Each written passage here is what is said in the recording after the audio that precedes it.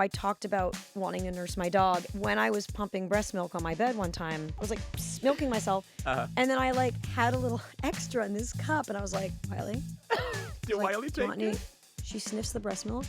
She walks away. How dare she? Hey, Sam Sanders here. Thanks for checking out my show this week. It is our first episode of the new year. And to celebrate, we have a treat for you. I'm so honored this episode to be in conversation with one of my favorite writers, actors, singers, comedians.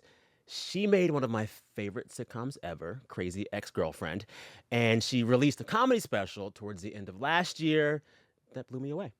It is called Death, Let Me Do My Special. Death plays a big part. It is unlike any special I've ever seen before it, and it deals with a lot of heavy stuff. Death, grief, etc., but it's still wildly hilarious. I'm talking about the one and only Rachel Bloom.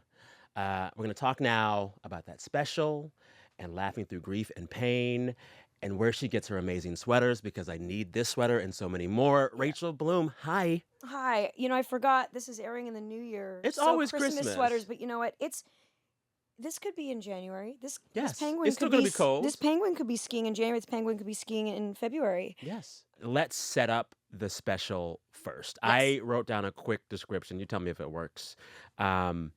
This is a comedy special in which death heckles you from the crowd until you are forced to use your special to confront your feelings about death and grief. That's the best.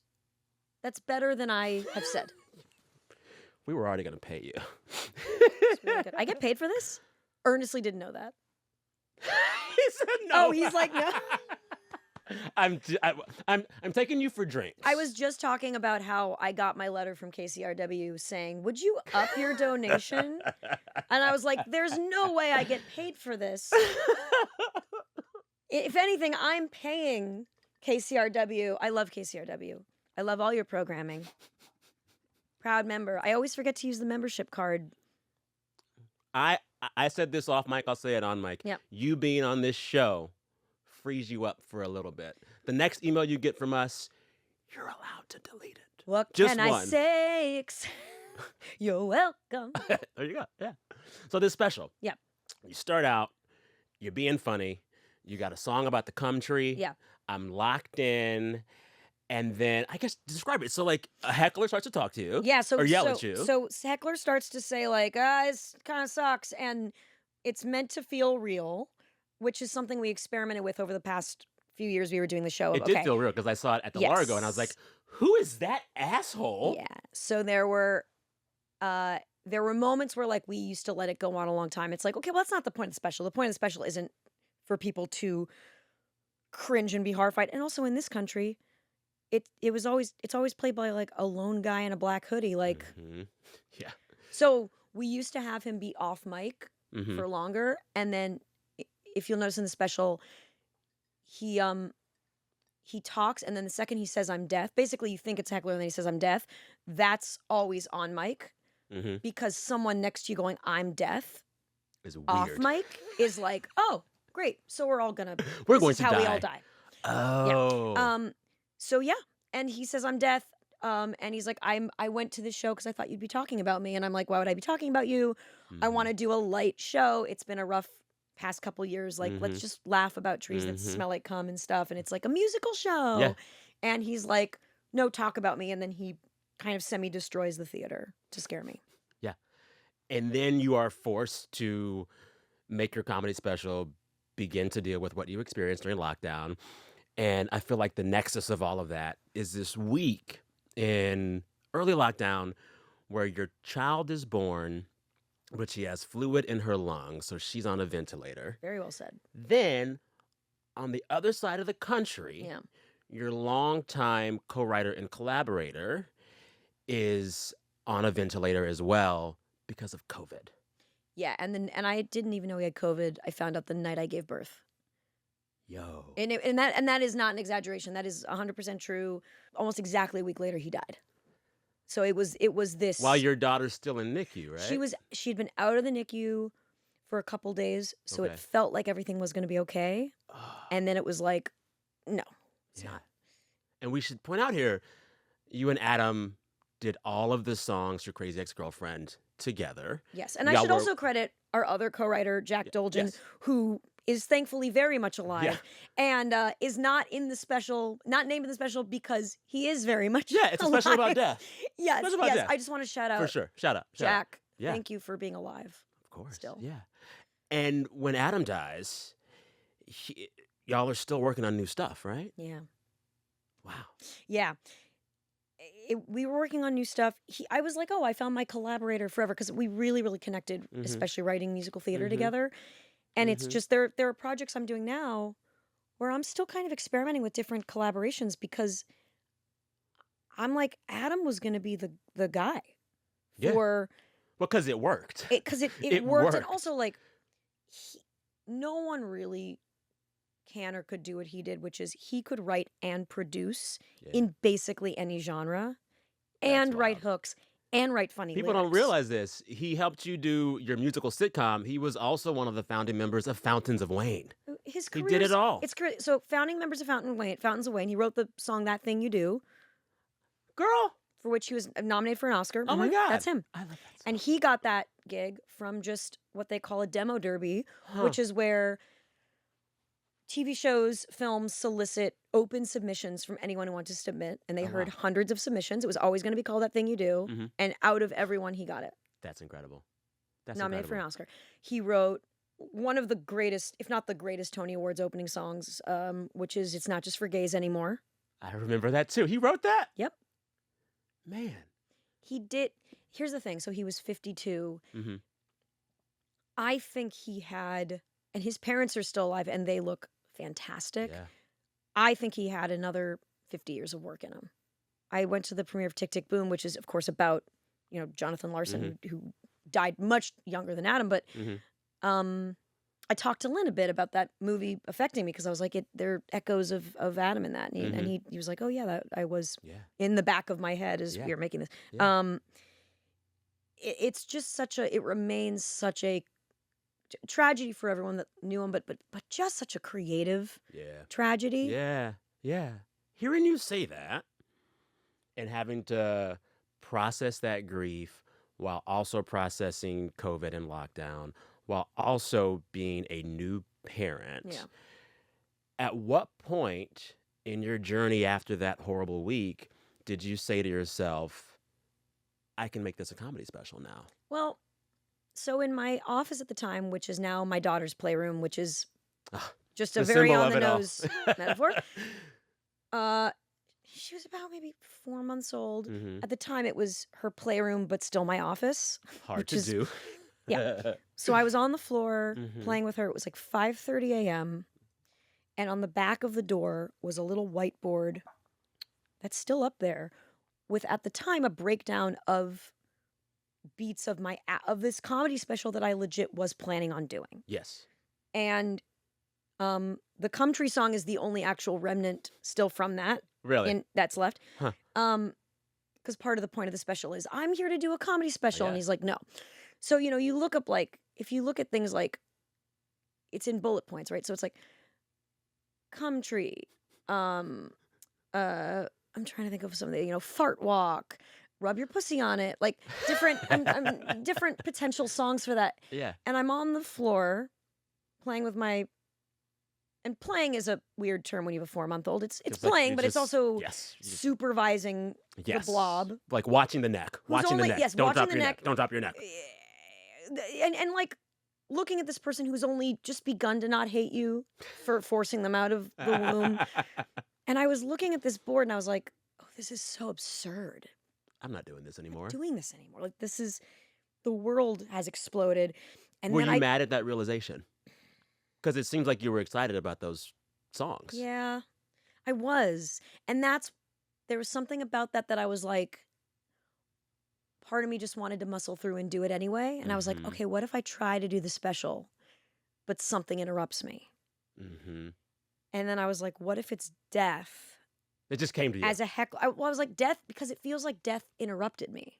Oof. And death interrupted all of us, Woof. And I was like, oh, how do you make that a thing? And I was like, oh, what if death's like a heckler? Yeah. because death is like life's heckler. It's death is it interrupting you. And then Yeah. this character started to take shape of when I think of someone who just comes in and messes with your shit and also makes you feel small, I think of like a douchey comedy bro. Yeah. So I was always playing with, okay, how douchey is he? How much of is he like a jockey douche versus like an incel?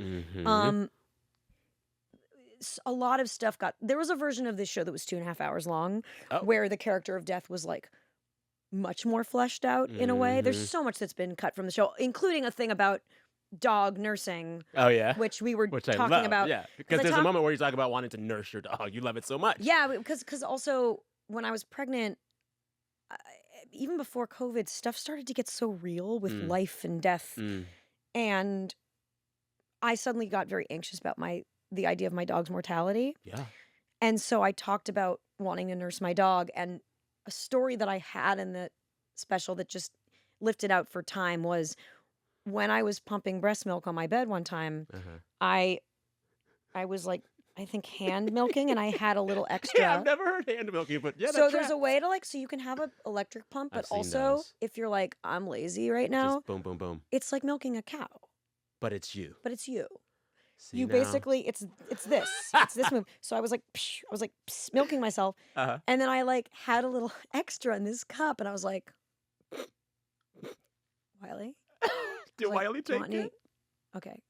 She sniffs the breast milk. She walks away. She rejects She rejected your my breast milk. Not into it. How dare she? Does she know what you give up for her? Does she know how much you love her? No. Yeah. The answer is They don't. No. They don't. I have 2 dogs. They don't know. They don't know your name. They don't know what you do. Damn. I don't think they know our names. Maybe they know something. Like I don't even know if they know. I don't know if Wiley knows Wiley is her name as much as when we say it, It's means your voice. Because this is where you start to get into like postmodern thought. Like, we call this chair, but this is not chair. This is our idea of a chair. This is our idea of a chair. This is a collection of fabric and molecules that we're sitting on, but chair is not what it is. Chair is just the label. And we're never actually touching the chair because there's a small layer of like cells in between. Okay, I can't with that stuff. If you put your hands together, there's an infinite chance that the atoms will line up perfectly, that your hands will get fused together, because at the core of our atoms is like empty space. Girl, you are deeply philosophical right now. At the core of our atoms is empty space. Death is life's heckler. You said that. Yes. I'm writing that down. Right. It's a lot of truth bombs today. Yeah. I like this. What I loved about your special, and part of why I was crying over it in the co-working space yesterday, is that I realized watching it, you're doing something with this comedy special that most Americans have not done yet, which is acknowledge the grief and loss of COVID. My theory is that most Americans have not processed that mass traumatic event in which 1 million Americans died. Yes. Everyone knew someone who died. Everybody. Mm-hmm. And we all just went back to work. And I see the rage and the grief and the trauma manifest in so many dysfunctional ways. I think the biggest way I see it every day is road rage. Road rage is up post-lockdown, I think. Anywho, all this to say, I was wondering while watching your special, why haven't more Americans done stuff like this?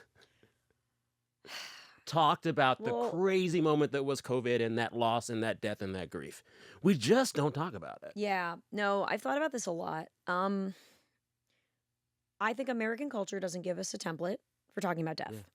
You said something that I wrote down. Yeah. I say death is very un-American. Yes. Because it's America is all about kind of looking to the future and bootstraps and the green light at the end of the dock. Yeah. And death is kind of the antithesis of a narrative. It's a stop. It's just a stop, right? Yeah.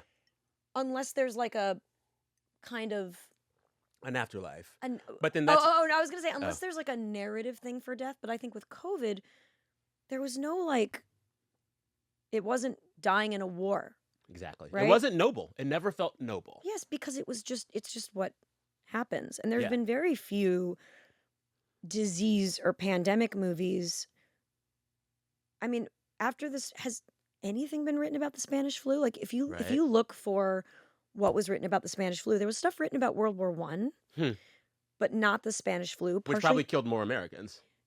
I think it did. Yeah. But the Spanish flu was kind of usurped by World War One, so I think it just kind of Let's move faded. on. Yeah.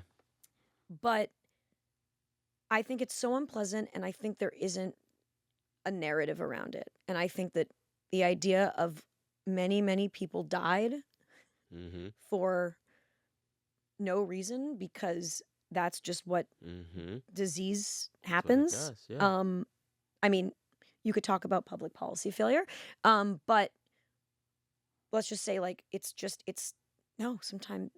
sometimes life is awful, and awful things just happen, and there's no like narrative, right? We love World War II movies because there's a clear winner, good, there's a loser, there's a purpose. there's a loser. We know it's going to end with the winner winning. Yes. And the Nazis are the baddest bad guys you can ever get. And we even take that language of war and fighting into death and disease. You're battling cancer. Yes.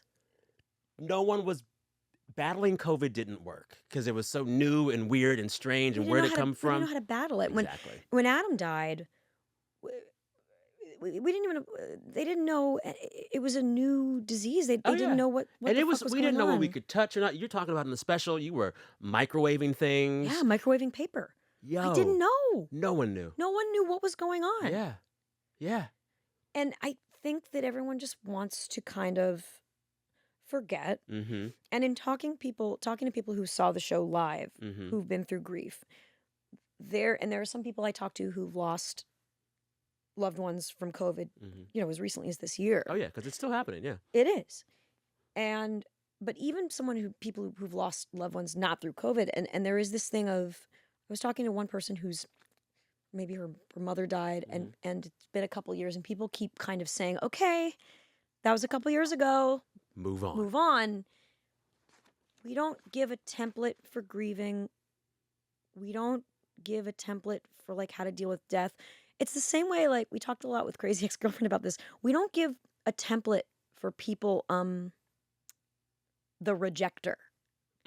Of, like, we give a template for if you've been rejection, because with that is a redemption narrative. Yes. But when you're the rejector, how do you write to that? You don't, what's the narrative of that, right? You're the bad guy. And so I think that COVID doesn't fit into a simplistic good guy, bad guy narration. And I call myself a practical atheist, theoretical agnostic, and that like I live my life as if there's nothing, but also we know nothing. So I want there to be something else. Yeah. That sometimes bad things happen, and maybe there's no reason. It's, I mean, the essence of that is where like Dadaism came from, right after World War I. Yeah. It's depressing, and it's easier to not think about. And I found myself during COVID, and this is part of what the special asks is like, how do you acknowledge death but continue to live? Because I found laugh because I found myself swinging, especially in 2020, between two things: either thinking about death and disease and it being paralyzing, or just escaping. Yeah. And just wanting to laugh and escape. And there is power in that. For sure. There is power in just, I reread all these funny books. Like, I reread a compilation of the Onion news articles that I'd had. Okay. Yeah. I just wanted to laugh for laughing's sake. But how do you marry the two? And I just don't think in American culture we're good at weird.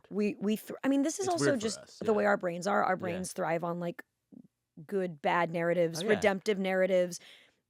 But like, okay, what do you do when the narrative isn't clean? Exactly. And what do you do when you're in a moment that has you literally laughing and crying at the same time? Yes. So much of COVID was, this is the most depressing thing I've ever experienced, but also it's so absurd I have to laugh at it. Yeah, the bread starters,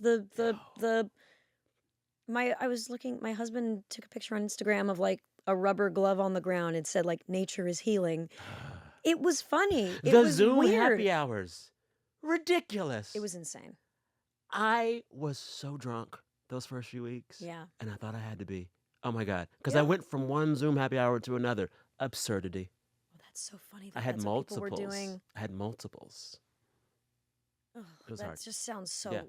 That sounds like It was bad. so draining. Mm-hmm. Yeah, we we like to have things fit into some Bam, sort bam, bam. of narrative. And our emotions to fit in some kind of box.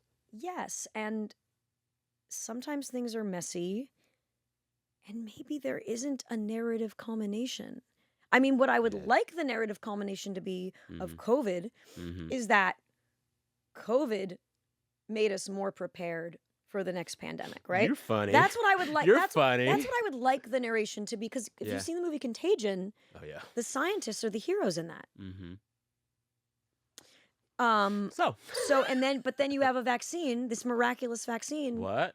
We don't do and those people anymore. not taking it, Mm-hmm. and then the world getting, or parts of the world getting even more anti-science. Mm-hmm. So where's that narrative? Yeah. So that's not the narrative. Mm-hmm.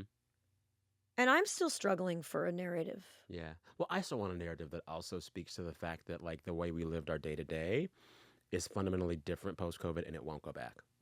Yeah. There is an actual great reshifting in where we spend our time that was happening before pandemic, but now is further entrenched. We spend more time at home than ever before. Yep. You work from home, you get everything delivered to your house, and you only leave when you really want to. That's a shift. And part of what I had to deal with, I'm pushing back against that now, Yeah. but part of what I had to grieve was that before, always outside energy not even fully coming back once we could, quote unquote, go back outside. Yeah. I'm still grieving that too. Yeah. I'm still grieving a lot of things. I was talking about it in therapy, Mhm. that even though I made a special about grief, what I almost focus on, like, so much of, like, we lost people during COVID. Mhm. I'm still dealing with the grief of, like, the world is not, It's different now. it's just the world is, COVID accelerated for good and for bad Mm-hmm. culture Mm-hmm. by at least 5 years, if not 10 Yes. years. Yes. And that's partially why I feel old. Is I don't know, as you get older, this is how life feels, but, like, the world in 2012. Mm-hmm. So 2012 is 12 years ago. Yeah. Doesn't Which it one? feel Crazy. Doesn't it feel like Crazy. 30 years ago? Yeah. Oh, yeah. Is that how it feels when you get older? Or is Or is that this a COVID thing? COVID, but also, like, social media and everything? Like, Or I is it just feel like, faster. for better and for worse, it just feels like so many things have changed since 2012, 2013. Mm-hmm. And I have a whiplash around that. Same. And I feel like I may never catch up. There's That's also why I also feel like I've Right? never. Yeah, and also the way that, I mean, this is like a separate thing, but the way that I was listening to your breakdown of pop culture in 2024. The way that I take in pop culture is fundamentally different Mhm. than I did before I had a TV show. Mm. Because I have a TikTok lurker account, because if Yeah. I'm looking for my own account, which is I'll post stuff on TikTok, Mhm. I don't want to, like, You don't want that. it suddenly becomes about career stuff, and, like, Yeah. and I really try not to read, like, comments, because Yeah, it's a whole it's a other bad aspect place. of, like, saving my mental health, Mhm. for better and for worse, because Yeah. if you read good comments, You're like, oh, that's also yeah. not good. Exactly. And so there's also a part of me that has fundamentally taken maybe a step back from pop culture, because and this is Say it. because I'm a little bit a part of it. I get that. You It's know, weird. Like, again, you're I'm in really it, but not. you're watching I'm it. really not that famous, but, like, I think that once you're part of the conversation, Yes. it's hard to not relate it back to yourself, Oh, yeah. because we're all fundamentally Oh, yeah. selfish. Oh, yeah. It's how I feel about award shows. I used to love watching award shows because it was just But escapist. now you know all those people. I know all those people. I know how it works. If it's a year that I could have been up for something, Yeah, you're gonna be there's salty about there's that. there's Yeah. an agita I about get it that. I totally get that I that. miss not having. Yeah. So that's another aspect where I feel old. Well, and then there's also this thing that happens where, like, there's no more front page of the internet. There's no more, like, clearinghouse. There's no more, like, all right, what's going on today? Twitter will tell me. Not anymore. No. I have to go to several places to feel like I've grasped the day, Yeah. and that is taxing. And I go to New York Times, but then I miss You miss the Twitter memes. rages. You miss the 'Cause I'm not on exactly. Twitter. I'm not on Twitter anymore, which Yes, has been good. wonderful. Good. I mean, when my first video went viral in 2010, it went viral because it was featured on like IO9. Girl, Like- take it back. Like IO9. IO9. But that's the how. Gawker Industrial But Complex. that's I how loved it. videos went viral. It Yes. wasn't a YouTube algorithm. It was you'd be on Someone picked you. IO9 or Jezebel Yes. or HuffPo. Yes. And you'd be featured, and then you'd go to the thing, and now Yes. it's all about There were the inner culture algorithms. curators. There Yes, were culture yes. curators 10 years ago, and now the culture curator is not just an algorithm, but an algorithm that is specific to every individual person. Yes. It's weird, and we still haven't. Our brains still haven't wrapped around that. We're fully. not meant. I mean, I feel like I've said this before. Say Like, it. we just weren't ready. Our brains weren't ready for this. No. Like, Yeah. we're meant to be in tribes of 150 people. It's a big social experiment is. that I'm not ready for. It is. I want to talk about the way you talk about parenthood in the special. Sure. I think the word resonate is overused, but it resonated. Oh, good. Yeah, because it's like, I love when people talk about a life change like parenthood and don't just say, oh, it's all great. I love my baby. I die for my baby. Blah, blah, blah, blah, blah, blah. You talk about some of the like existential dread that is introduced by having to be responsible for this thing. Oh. And you say in the special of a baby, quote, a baby is a thing that will ruin you forever if it stops. Yeah. Woo. Yeah. Say more. That it's when you have a baby, you have now created, I'll say something, because a baby is, especially in that first couple months, is so the baby has very little agency, very little opinion. The Mhm. baby just wants to be back inside the womb. It's more of a vehicle for intense emotion. And Mm. I think I had anxiety about, this baby at night, because you read all over the internet There's about like 18 ways your SIDS, kid and can die. there's so many ways your kid can die. And I'd already seen her in the NICU. My Mhm. friend already died. Mhm. So I went through sudden grief, and now I know what sudden grief feels like. Mhm. And it's horrible. Yeah. So yes, it's a thing that will ruin you forever if it stops. It's like you have now created something that has made everything in your life, for better and for worse, so much more high stakes, Mm. because you have so much more to lose. Mm. And you've done this to yourself You chose by it. by Yeah. creating life. You've Yeah. or by adopting. Like you've done this just because Mhm. parents who've adopted Yeah. feel the same. Yeah. You have done this to yourself, and now you'll never be the same, because if you lose this,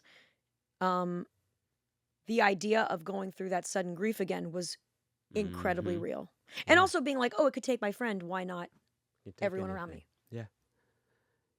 Hearing the way you talk about that and watching you talk about that in the special, I wondered to myself, I said, would she recommend Parenthood? It depends what you want from your life. I think for us, it took us 10 years to make a decision about this. Oh, wow. And it's funny because my husband and I are, not to plug something that isn't a thing, my Plug husband it. and I are working on a TV show called saw. Do You Want I Kids? saw. Which Oh, is yeah. which is inspired by this debate. Mm-hmm. And we had like a pros and cons board. Mm-hmm. It is an explosion in the middle of your life. Ooh. And I for better and for worse, I Mhm. think. Not for worse. I mean, for me, of course, like, yeah, I love having a child. I love her so much. I can't picture my life, And she our seems lives fun. I without heard her. a clip of She's her on pretty Las cool. Culturistas. She's Like, pretty good. She's with it. Yeah. She's with it. Yeah. Which makes her sound like she was a guest on Las Culturistas, which she She basically should was. be. She's very funny. I love her. I love her so much. Mm-hmm. However, what I also intellectually know is that so many people on this earth had miserable childhoods because their parents didn't want them. Mm. And I think a lot of people who end up being serial killers were made so by abusive parents who should have never had children. Mm-hmm. So, not that you'd have a serial killer as a child, but Girl, I who's to think say? to say to anyone, oh my God, you have to do it. I think when parents do that, it's a little bit doth protest too much. I get it that you love your kids and you want everyone to feel this love. I get it. Mm-hmm. But also, I personally, not everyone has to. It's what's going to be right for your life. And also, I have childcare. That part. My husband, I mean, that's a thing that we really don't talk about enough Mm-hmm. is It's expensive and I time still consuming. have a career. Yep. My husband has a career. Yep. The way we do that Money is expended. we can afford childcare. So Yeah. for me to say to someone, Well, you got to have a kid too. you got to have a But kid. do you have money? Exactly. Literally, do you have money? Or look, or do you have family Family nearby support. that's going to help Exactly.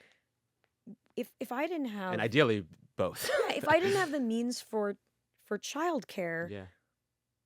it would be a very different. My life has changed a lot, Mm-hmm. but I'm still on a career trajectory, Yeah. and that is only possible with childcare. And so, this Yeah. idea of lean in, Mm-hmm.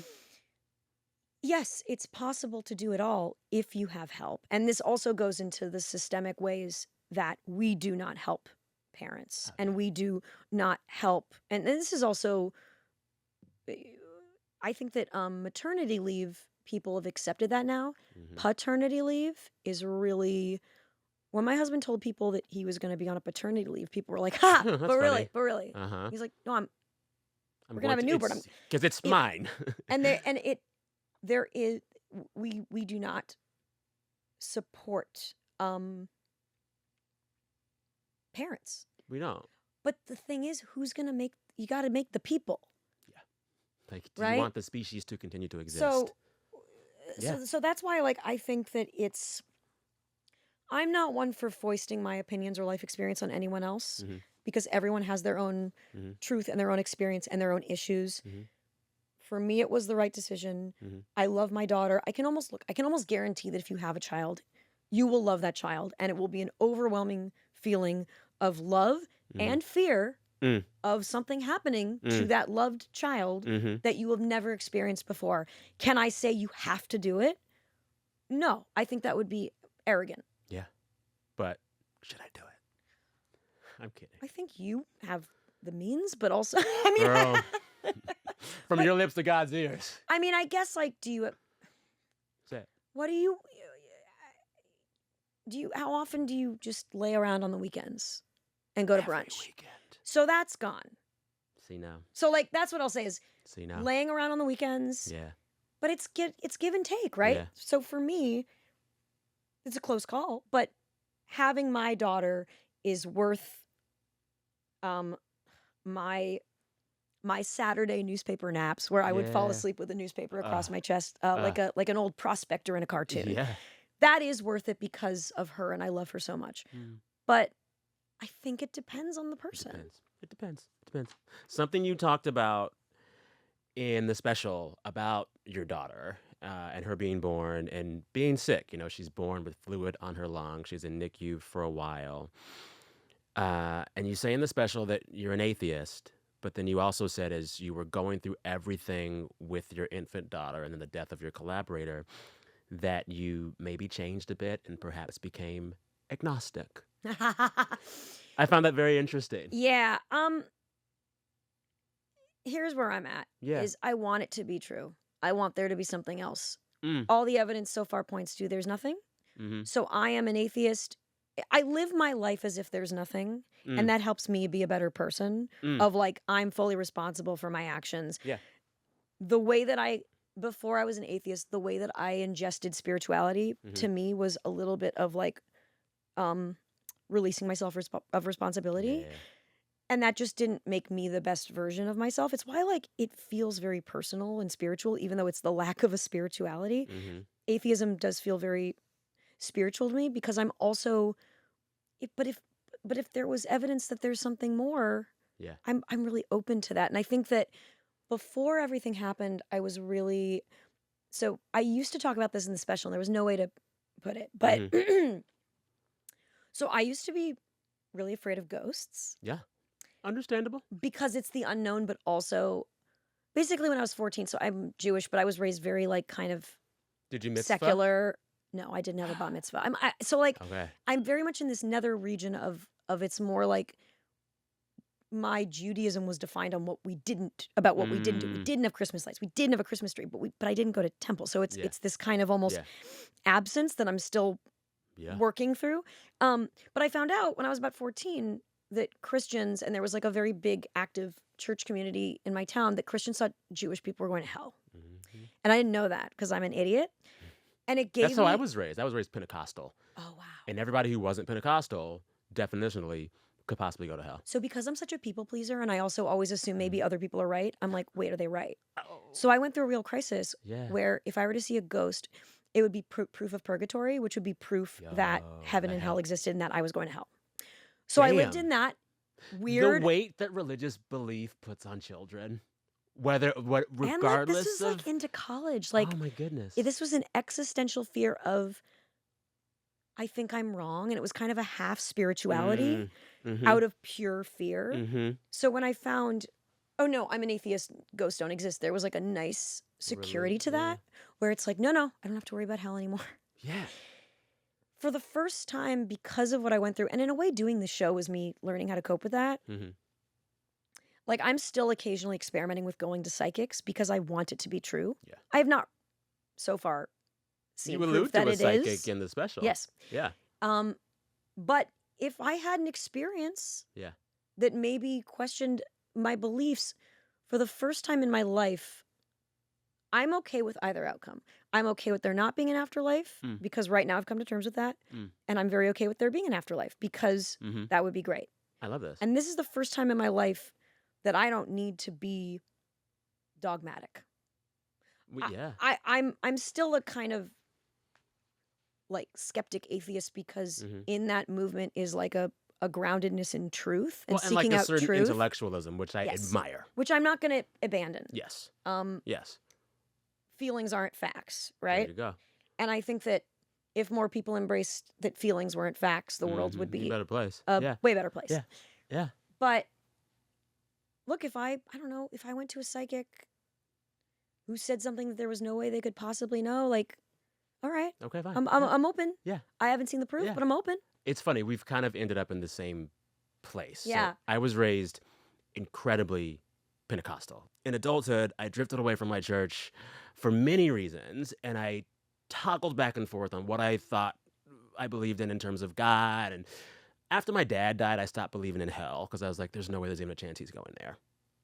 And then the older I got, the more I was like, none of the rules I like. None of the rules about how to live I like. But I like the idea of there being something bigger because we are also small.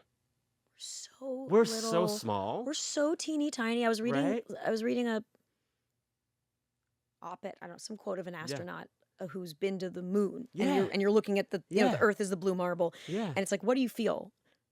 And the astronaut's like, you want to shake everyone on Earth and say, what are you doing? Yes. You're all on this same little blue marble. What are you fighting Yes. about? You're idiots. fighting? You're so You're stupid. not- you aren't The even an odds- ant. The odds that you can be also, but the odds that you're alive are so minuscule and you're wasting this You're a on miracle. fighting. You're a miracle just by being here. And so that is what my belief is now. It's like if I believe in God, it's just that there's something bigger, which is good because we're small, and it reminds us of the bigness of the cosmos, right? Yes. And then the second thing, like I don't hold on to any theology except the idea in Christianity that if God is good and all of us are made in the image of God, then there must be good in everybody. So my belief is like I love that. my only theology is if God is beauty, there's beauty somewhere in everyone. And my mission is just to find it. And that's it. And as soon as my theology becomes more than that, shut it down. I mean, I love I'm on board with that. That's all I got. Sign me up for what maybe I should become Christian Could now. we no. This is where I go, right? This is where I'm like, I really like that. It took me I years think- to you know excise the what? baggage of my upbringing to get there. I think right now where I'm at is a radical empathy place Mm. where I think everyone sees themselves as their own hero, Oh, yeah. that everyone's either trying to do their best or Mm-hmm. something is so wrong with them Yes. that they are not capable Yeah. of doing good things. Oh, yeah. This is the thing. It's like what has helped me deal with tough people is to say to myself when they're being whatever, there's a reason. Yeah. There's a reason. There's a reason, but there's not an excuse. Because I used to let people walk all Oh. over me Mm-hmm. because I'm a people pleaser, which Yeah. is also a part of ADHD, which we can get into. Yeah. Yes. Because I've dealt with people who are difficult, and I also know who've had trauma. Yeah. So you can go, yep, Something there's a happened. reason, but also You're grown. You're an adult. But there is no excuse for abuse. Yeah. There is no excuse for toxic behavior, and Yeah. both of those things can be true. And I think it was Fitzgerald. I never quote Fitzgerald. I think he said intelligence, the sign of intelligence is the ability to know two contradictory truths at the same time. Yep. This idea that, like, this asshole who's being mean to me, who has been traumatized and is now traumatizing me, I also believe that they are made in the image of something bigger and beautiful than me. So somewhere there's also beauty in them. I might not see it today. I may never find it. But to hold on to the idea that I could one day see it, that is energizing. The dude who cut me off on the 405, someone thinks he's beautiful. You know what? I want to absorb what you're doing into, because I think I'm coming at it from there are reasons but not excuses. I think trying to put more of love into that will actually really help me, because I can go to some really almost bitter places. I get it. And like for me, it's like, it's not even always like I love you. It's just kind of like, I probably am not seeing all of you. Like if I caught you on a bad day, the kid was acting up and throwing up, nothing went right, your car broke down, and you like had a short, terse interaction with somebody, and I saw you on that day, I could be like, well, Rachel Bloom's an asshole. But like the work is to say, I don't know what Rachel Bloom is going through today. Right. I don't know. And somewhere in there's love, and someone loves her, and she's beautiful to someone, and she could be beautiful to me. This is my, like, you're really encapsulating my lifelong journey of it's self-compassion, of pointing that towards myself, of maybe I did something I don't like, but I'm not a bad person, and extending. I think I'm more likely to maybe forgive others than myself. I'm so sensitive. I think that's what it is. I'm really, really sensitive, and when something hurts me, it's so powerful. Yeah. I can go to a really and tribal I'll place. hold on to that one little throwaway phrase someone said and spin on that for like days. Yes. Days. And it's so hard not to. But the idea of forgiving yourself and forgiving others is so healing, and it's so hard to do. Well, and it's like, all right, you weren't beautiful now, but somewhere there's beauty. Yeah. Somewhere there's beauty. In all of it. In all of us. Girl. This is profound. You're profound. I'm telling you, you're profound. You're special. It's funny, I was telling folks yesterday, a few folks, I was like, I'm talking to Rachel Bloom tomorrow, and I don't know how to say this, but like, she is my kind of grief person. Oh. Because you aren't afraid to look at the object that is grief and spin it and examine it. Yeah. It felt like you examined these feelings that too many of us have not examined since COVID. And so I admire, there's, as you were saying, there's like an intellectual curiosity to all these emotions, which I admire. Yes. Thank you. Oh, girl, yeah. What's been the biggest shift in the way you think about death and grief from before your rough 2020 to now, post getting through it, post special, post Adam's death, post all that? Like, is there a fundamental way in which Rachel Bloom sees death and grief differently now than she did in 2019? Yeah, look, I think the revelation of, like, I'm my daughter's dog, that was a real revelation I had, which is spoiling the special a little bit. But how do I personally fundamentally come to terms with death is going to happen to me? It's going to happen to everyone I know. It may happen unexpectedly. How do I deal with that? How do you actually deal with and what if it's for nothing? And what if there's nothing? How do you deal with that bleakness? And I think I'm, for the moment, able to look and face that bleakness in a way that I definitely wouldn't have before everything. Yeah. Hearing you say that, it reminds me of this like moment I had with my very old dog. We both have very old dogs who will not die. And Never. I remember, I've had both of my parents are dead. people in my life have died, Yeah. but something about watching my dog draw closer to death has made me think about death and grief in a really interesting, weird way. And I think when you talk about this, like an acceptance of the finite, it's all fine. Like everything you love will leave you. Either it leaves you, or you leave it, or something dies. And something about watching that reality with my dog has just been like clarifying because I know she's gonna die. She's creaky. She's old. She's on supplements. Oh my God, my dog's She, on so many. she's at the point now. She'll just poop and pee wherever she wants to, and I'm like, fine, Yeah. fine. But like knowing that, I kid you not, every day I wake up, and if she's still alive, I'm overjoyed. Every day. That's the miracle. So it's like, all right, I see the finite, but it also clarifies for me that like every day, every minute, every second is like Yeah. a gift. Yes. And I don't think I had that realization with people. I had it with my dog. It's so interesting. I had it with my dog. I wonder what that is. That I don't about know, your girl. dog. Yeah. Did your parents pass away unexpectedly? No, they both were sick for a while, and it was Yeah. coming, and it was coming. And something about them dying, it's like, this is the time.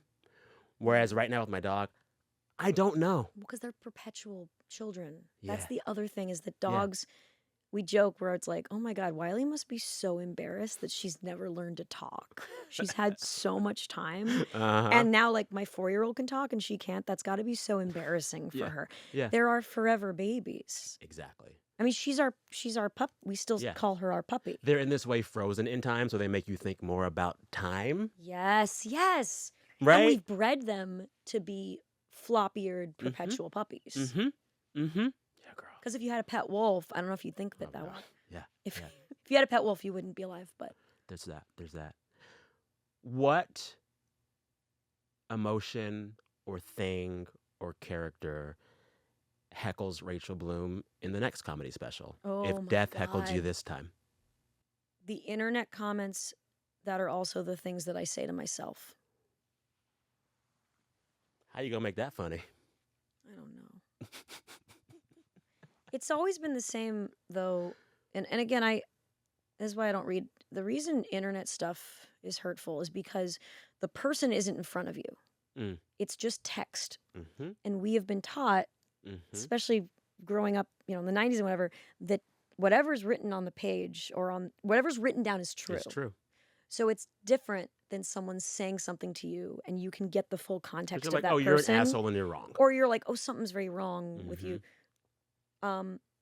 But the worst, and this is all kinds of bullying, Mm. the best kinds of bullying are things, and I wrote about this a little bit in my book about Yeah, yeah. the art of the bullies I had. The best kind of bullying, the most effective, is when you're making fun of something that the person is already insecure about or fears to be true about themselves. That's Mm. that's the best kind of Mm. bullying. And so that's, I think that this dialogue with, I am really, really trying to work on like radical self-acceptance, radical Mhm. forgiveness, Mm-hmm. and the idea of, I guess RuPaul would call it your inner saboteur. Uh-huh. But to me, it's your inner, it's not even a saboteur as much as like your inner troll. Damn. Are we calling the next special Inner Troll? Inner troll. Inner Trolls World Tour. Mm-hmm. I don't know. I think it's kind of a like, we're still so in a trolley period. I think it's Yeah. like, Yeah. and I'm not even like targeted a lot. It's more just like, it's like why I got off Twitter. Half the reason I got off was just because I found myself getting riled up over what the latest hashtag was. And I was Yeah. like, what am I doing? What am I doing? I have a child. I don't Well, have time to do this. I could feel my blood pressure raise. Yes, because we're fucking tribal. Yeah. Yeah. Yeah. So that's stuff that I think like the negative self-talk Mm-hmm. is something I'm always, for many, many, many psychological reasons that would be a whole other podcast about why I have a lot of trouble with self-compassion, externalizing that even more would be the next one. Yeah. Adam's back. What's the first song you'll write?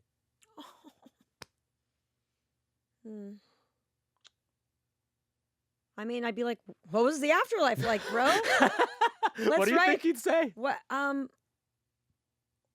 think he'd be like, I think he'd be like, it was sick. It was awesome. I don't know. I think probably the first song we'd write is about death. What did it feel like to die? I'd want to just pick his brain about that. And then it would inevitably be comedic because he was the least precious person who ever existed. I mean, the humor could never get too dark with him. He was it would instantly, I would want to just get his dark comedic take on everything. I want it. Because it would be so dark and it'd be so funny. Yeah. Yeah. What's your favorite lyric of his? I have one. Oh my God.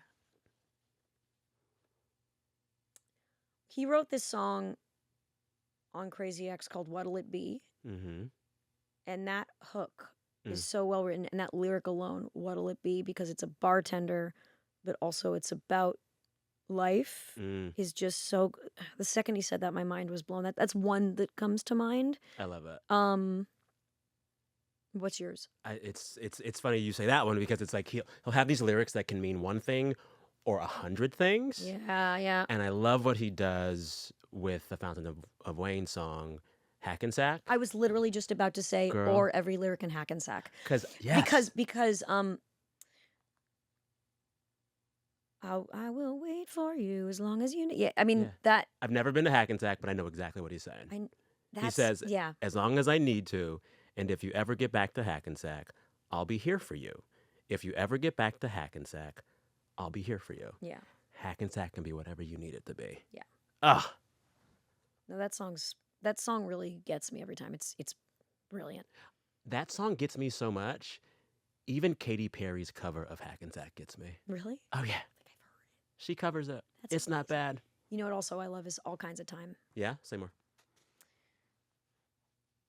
Just the focus on that phrase in, football and sports, all kinds of time, but like especially in light of him dying, like the idea when you're young, you have all kinds of time. I listen to that song a lot. I just want to thank you for this conversation. I want to thank you for your work. I want to thank you for the way you think about the world because I admire it. Thank you. And you come back anytime, and I will be waiting with bated breath for whatever's next. Oh my gosh. Yeah. This was wonderful. This was so much fun. Thank We're you trying so a much new for having thing. I want all my guests to sign something. Yeah. There's no prop wall. There's no autograph wall. Beach ball? Maybe the first person to sign our beach ball. Yeah. Let's see if it can be done. It might not be doable. It might not stick. But if it can, you'll be the first to ever sign the beach ball.